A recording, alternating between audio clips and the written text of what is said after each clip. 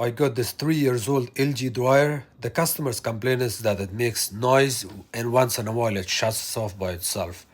So I opened this unit apart by removing the top panel and then the front panel off held by 4 screws. You remove those 4 screws, the front panel comes out, and then there's also another 4 screws, 2 on the left hand side right here and 2 on the right hand side. You remove those in the moisture sensor wire, the blower wheel is right there. The whole this panel comes out, the blower wheel is right here, and there is a nut that stays loose on this and causes it to overheat and also make that once in a while noise, and then eventually it shuts off by itself. By removing this front panel off, you retie that nut on the blower wheel. That will take care of the whole problem. Thank you.